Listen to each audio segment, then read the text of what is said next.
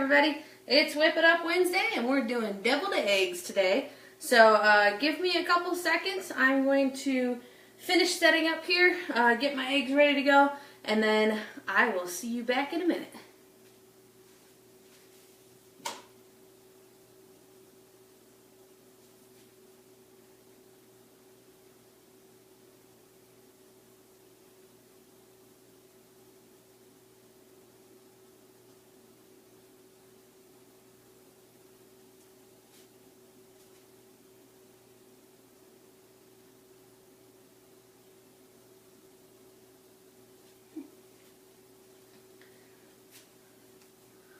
Alrighty, here we are. So, Whip It Up Wednesday, we're going to do deviled eggs, and today we're going to be highlighting our cool and serve tray.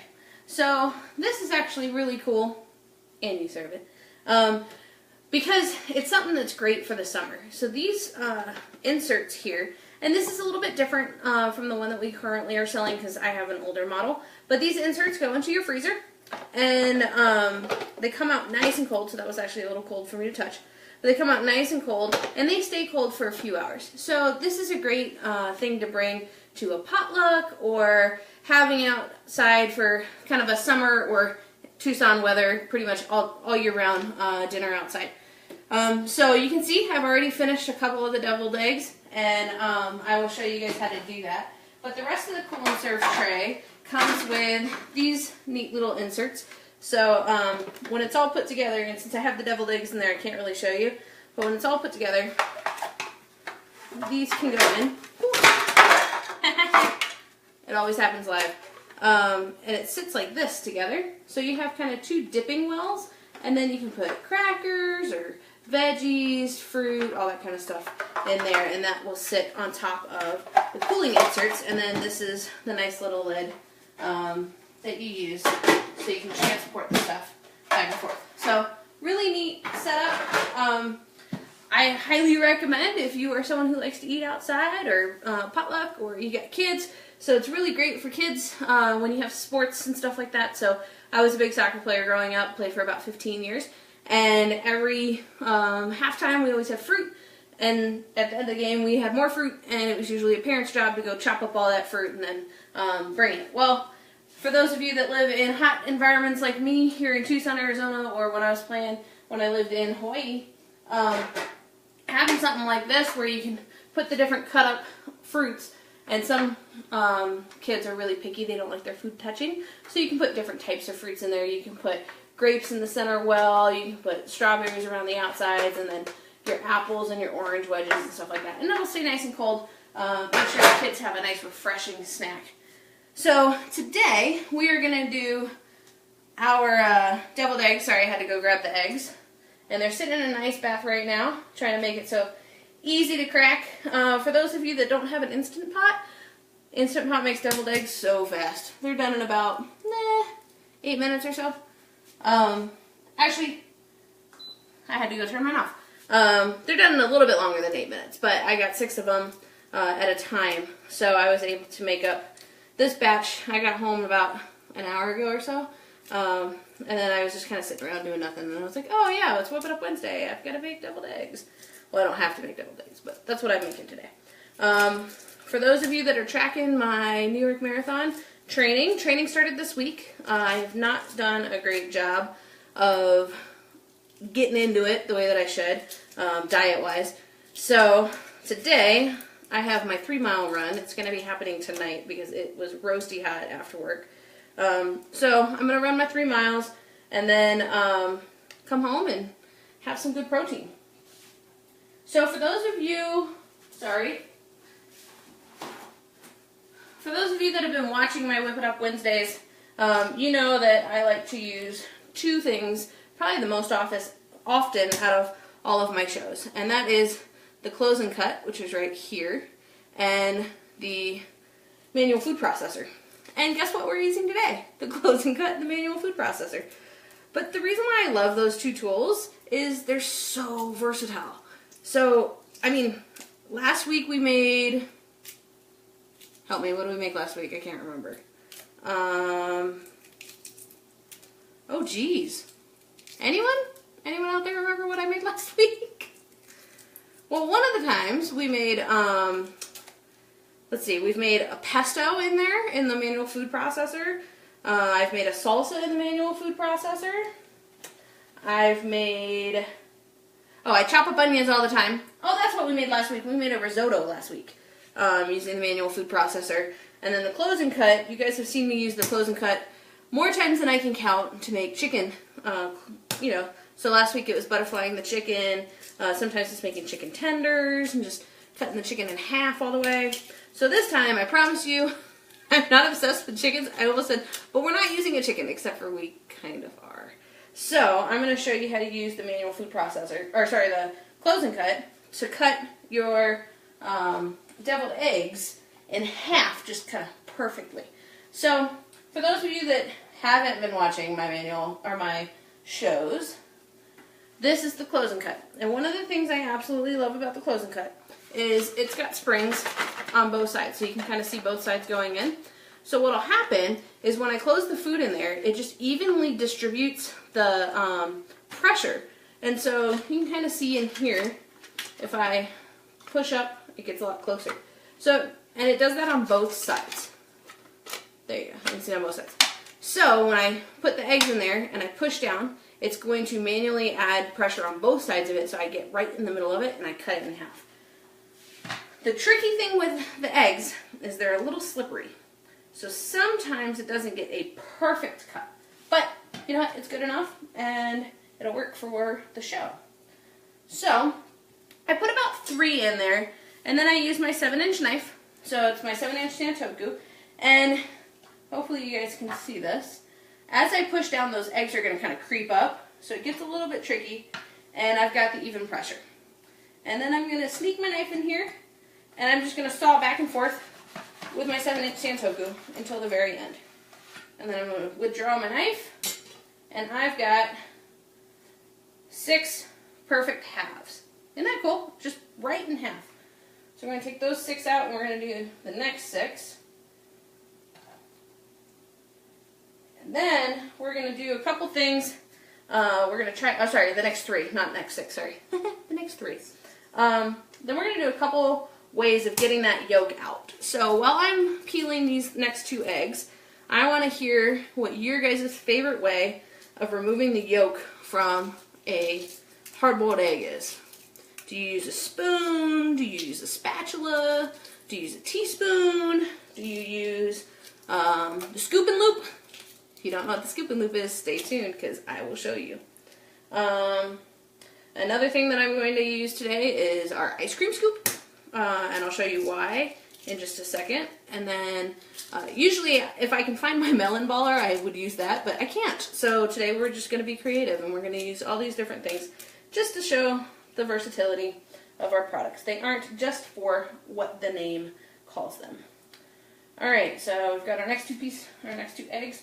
And one of the things I do is I always have my little not washcloth, but what's this called? Paper towel. There we go.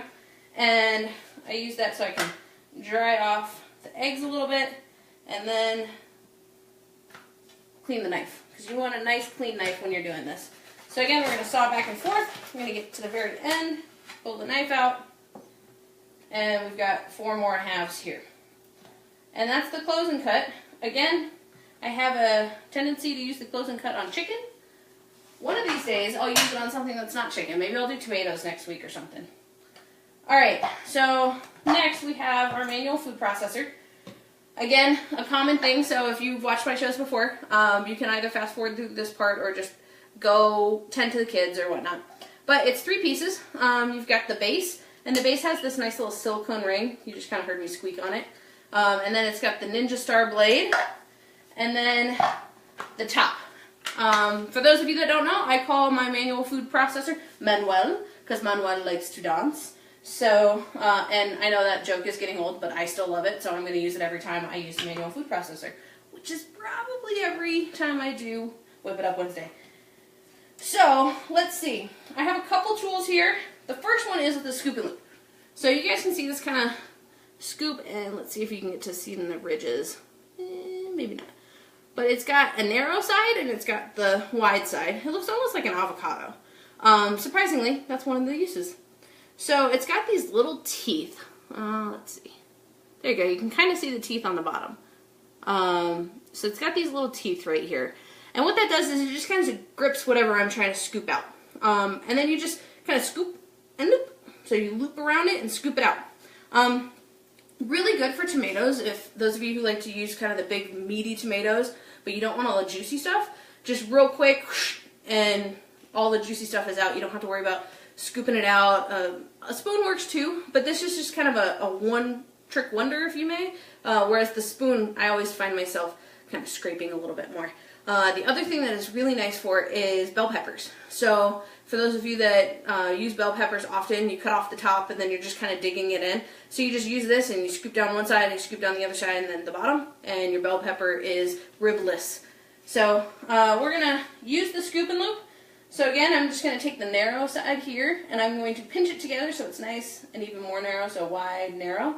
And then I'm just going to grab it there and put this guy, let's take the lid off, that, and we'll put our egg whites already in there. And then another mechanism you can use is our ice cream scoop. Wow, today words hard. But our ice cream scoop I love because it's got this nice little point to it. So if you guys can see, that's kind of pretty pointy there. And for hard-boiled eggs, it just digs right into the right spot. The other thing that it digs into is hard ice cream. So for those of you that have been fans of Pampered Chef for a while, we used to have the one that it would have the antifreeze type fluid in the handle, and you would shake it up and it would kind of warm up the head, so it dug into hard ice cream that way. This is the replacement. This is an upgraded version, and honestly, I have both. This works so much better. And you can see, it's not just for ice cream. So, we're going to finish de-yolking these right quick. And then, the recipe today calls for 6 eggs. I only have 5, but 5, 6, about the same. And a 1/4 cup of mayo. So we're going to do just slightly less than a 1/4 cup of mayo. And it calls for white vinegar. I don't like to use white vinegar because I like mine to have a little bit of kick to it. So what I do is I use a vinegar-based hot sauce. So today we're going to be using Frank's Red Hot Original.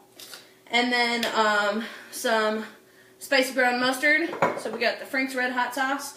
We've got the spicy brown mustard. We've got the mayo. Some salt and pepper, and then finish it off with a little smoked paprika. And that's it. The recipe is really easy. So Whip It Up Wednesday doesn't have to take 30 minutes, and today's is going to be a little bit faster. So using our measure all, and this is, I'm going to go slightly less than a 1/4 cup. So there's the 1/4 cup mark. And when we're doing solids, we're going to use this side so we can kind of push the solids out. So for those of you that have this, a lot of people just try to pull, and it's got a nice little grip to it. Mine's a little bit damp, which is why it pulled a little easier. But one of the tricks that I have is just twist it, and it comes out a lot better, and it moves a lot easier. So especially when you're trying to do little increments, don't just push because it goes in bigger increments. Just twist a little bit. So let's see. We're going to go slightly less than a 1/4 cup. So we're right there. And then adding in the mayo. And another thing to note is when you put it in, you don't want to kind of push down because then the sleeve might actually go down, which messes up your measurement. So you just want to kind of bounce it almost to get that air pocket out. And then here's the beauty of the measure all. So it's all in there. A lot of times you're kind of scraping it out. This time I'm just going to push it and scrape the top. So real easy way to get mayo, peanut butter, mayonnaise, guac if you have like guac in a jar or something like that and you want to get a specific measurement of guacamole. And then I'm going to use our adjustable measuring spoon. So those of you that watch the show, you know I love my adjustable measuring spoon. So it's going to be a teaspoon each of the brown mustard and the Frank's Red Hot Sauce. Just a teaspoon of that, and then now those of you that are more like me, I try to measure for the show so you guys know the recipe. But in reality, I just kind of pour a little bit. And I like Frank's Red Hot Sauce, so we're going to do 1.5 teaspoons, even though the recipe actually only calls for 1 teaspoon. Alright, so those are in there as I make a mess. And then we're going to do a couple turns of salt, a couple turns of pepper, and then get this kind of started. Just trying to level it out a little bit because I was heaped up on one side. And then we put Manuel's hat on, and once his hat goes on, he really likes to dance. So we're just going to pump the handle a couple times. We're going to check on it, scrape down the sides a little bit with our scraper, just to make sure we get some even distribution of yumminess here. There we go. Whoop. So whenever that happens, you know it didn't grab. So I'm just gonna, what I'm trying to do is match up this with the top. So what had happened is it was like that. So when I push down, there's no friction there. So I can either adjust it that way, or I can just kind of go try to find it. And you can definitely feel a difference there. Alrighty.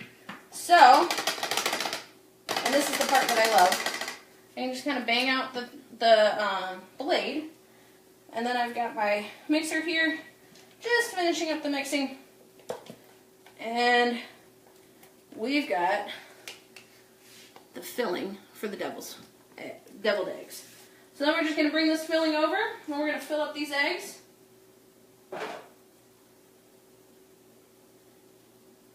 Another way to do this is using a pastry bag. If you want to get something else dirty, you can put it into a pastry bag, and then it's nice and pretty and even, and you're not digging your fingers into it like I am right now. But guess what? I'm the only one eating these, so I'm going to dig my fingers away. And I'll be honest, I love deviled eggs so much that I could probably eat all 12 of them that are here, or 10 of them that are here. 1, 2, 3, 4, 5, 6, 7, 8, 9, 10, 11, 12, 13, 14, 15. And if you notice, I just kind of let the secret out. There's 15 because I've already eaten one. Because, you know, everything's in halves. But I kind of wanted to test it out and make sure I wasn't teaching you guys a bad recipe and I didn't mess up my own handiwork. So I snacked on one and it was delicious. So while I am filling these up, go ahead and type any questions you guys have on any of the products, any specials that we have going on, what your favorite add-in. So I added in the Frank's hot sauce, but what's your favorite add-in for deviled eggs?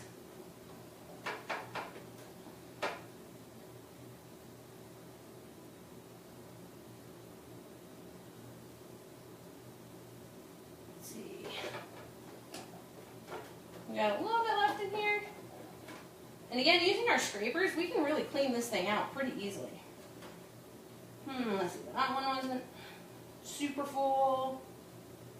This one's missing some stuff.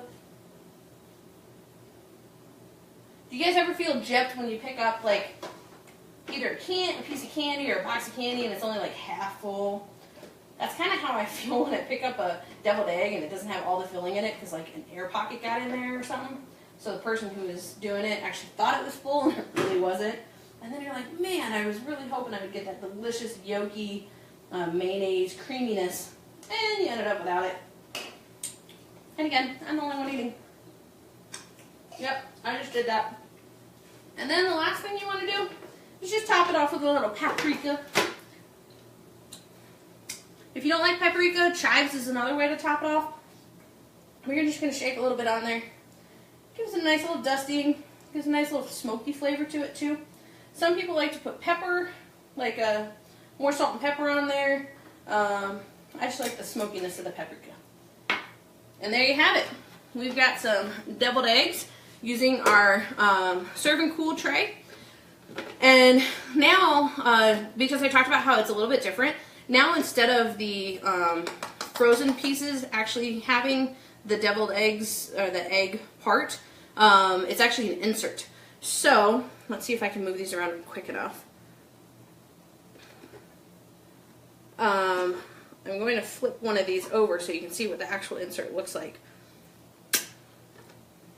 Oh, I'll have to eat one.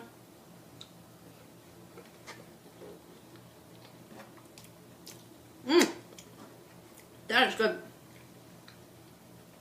That extra Frank's hot sauce is not super spicy, so it's really neat.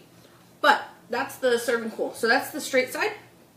So what'll happen is you put this down like so, and then the insert that we talked about before just sits right on top of it. And you can even do something like that where the other insert is your deviled egg insert. And then you have your deviled eggs, you have whatever you're dipping. So let's say crackers and cheese and maybe some veggies on this side, or crackers on this side, veggies here, cheese there. Any kind of dipping sauce. So this is kind of an appetizer in a cool and serve tray. So if you have any questions or comments, please share them below.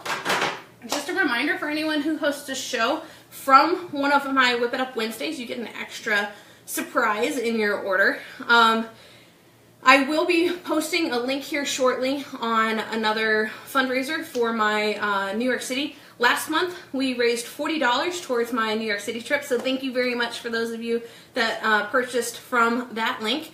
And this month, my goal is just $20. So if I can get $20 towards my New York City trip, then I am on track for my $3,000 fundraising limit. So I will also post the fundraising link if you would like to donate directly to my fundraiser. It does go to an awesome cause. It's Team Red, White, and Blue, which is a veteran engagement organization, and they try to engage veterans in the community through physical and social interaction. So when I run New York City Marathon, that will be RWB helping me achieve my dream, and also hopefully helping me slender some of this down. So each Whip It Up Wednesday, if you happen to see me shrinking, please say something. It's definitely an adventure and a challenge, and those of you thick girls out there, you know what I'm talking about. So thank you very much for staying tuned and watching Whip It Up Wednesday, and I'll see you guys next week from the beautiful Las Vegas, Nevada. I still have to figure out a kitchen I'm gonna cook in. So Cindy, just so you know, it might be yours. All right, talk to you soon. Bye.